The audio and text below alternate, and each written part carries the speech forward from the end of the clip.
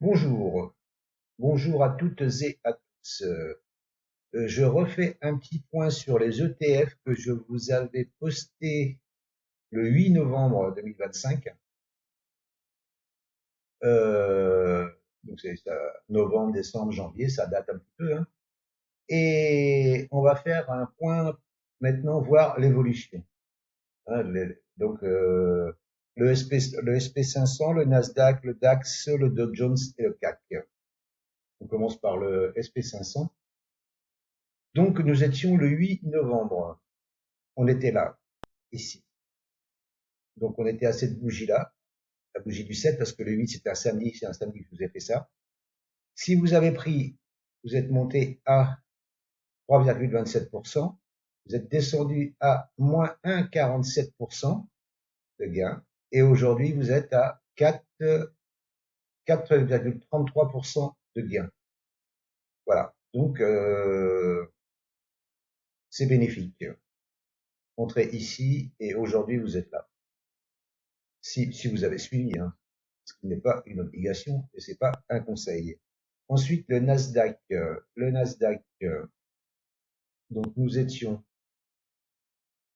le 8 novembre, nous étions ici sur cette bougie-là. Vous pouvez la vérifier sur la vidéo, hein, je vous raconte pas des blagues, hein. Si vous avez pris, vous êtes monté ici à 4,63% de gain, vous êtes descendu à moins 1,52, vous êtes remonté à 5%, vous êtes redescendu à 0,86 et aujourd'hui vous êtes à l'instant là, hein, vous êtes à 4,44% de gain.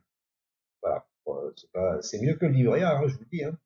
Voilà, et là, si ça sort de ce range là, bah, vous reportez la hauteur du range, hein. On va le faire, hop, copier, voilà.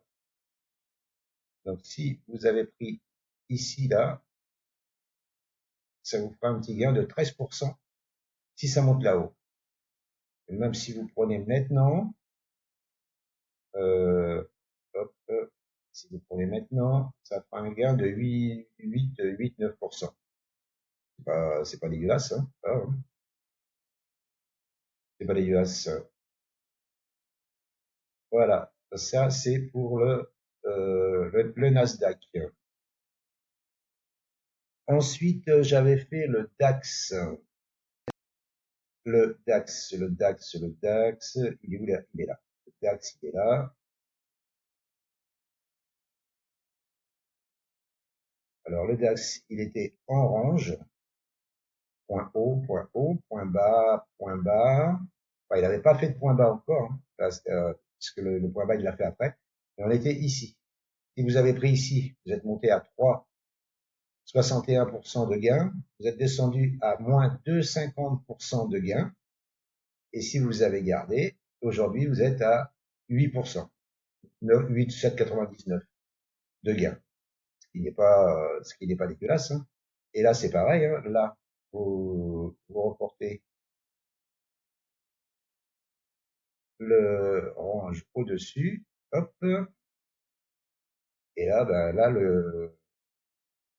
il reste normalement encore 3,68% de gain.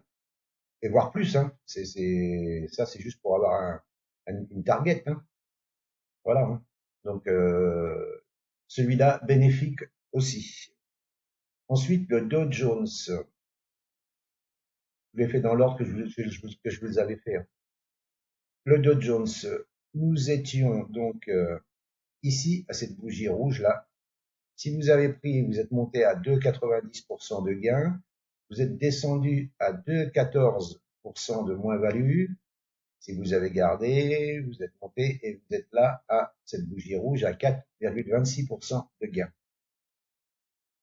C'est pareil, hein, c'est ça, il faut garder, hein. S'il y a un ETF que vous avez gardé, de toute façon, il faut le garder. Il faut le garder et racheter dans les creux. Quand il y a des creux et que la moyenne mobile 7, la EMA 7 croise la SMA 20, vous reprenez. Vous reprenez une petite quantité, vous n'êtes pas obligé de reprendre beaucoup.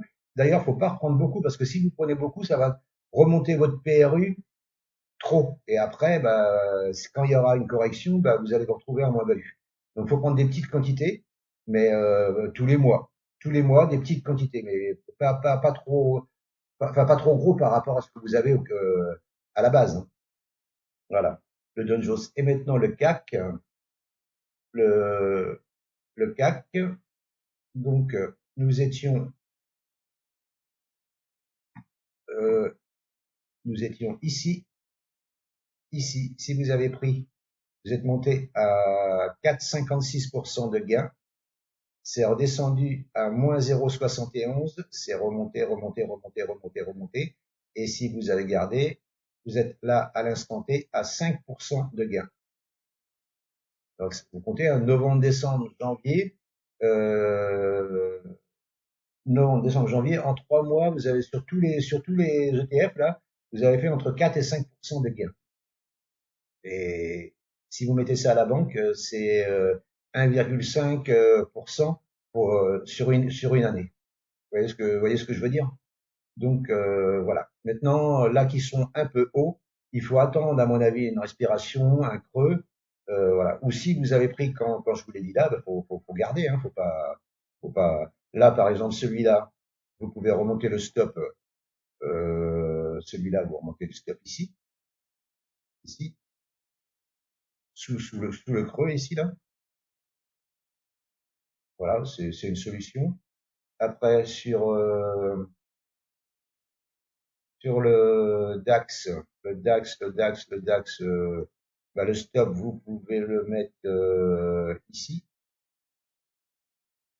sous ce creux là. Voilà, ici en dessous, en cas de clôture en dessous. Voilà. Après, le SP500, vous êtes rentré ici, il a fait un creux ici, sous 58,79, hein, en cas de clôture sous 58,79. Voilà, tout ça, ça vous fait un stop win, hein, un stop ABE, hein, quoi, quasiment, hein. Voilà. Le Nasdaq, vous êtes rentré ici, ah, le creux il est ici, donc là ça vous fait un stop perdant. Donc voilà, stop en dessous ici en cas de clôture en dessous de 64,41. Voilà. Et le Dow Jones, le stop se mettrait ici en dessous 410,85. Voilà. Et là, vous êtes rentré ici, donc vous seriez un petit bénéfice. Ou alors vous le laissez en bas, ou vous mettez pas de stop. Moi, je mets pas de stop, mais bon, c'est pas un conseil, hein. Je mets pas de stop et je recharge quand ça dégueule. Mais si vous voulez mettre un stop, vous voyez, vous mettez en dessous les derniers creux. Voilà, c'était un petit point sur les ETF que je vous avais posté donc le 8 novembre.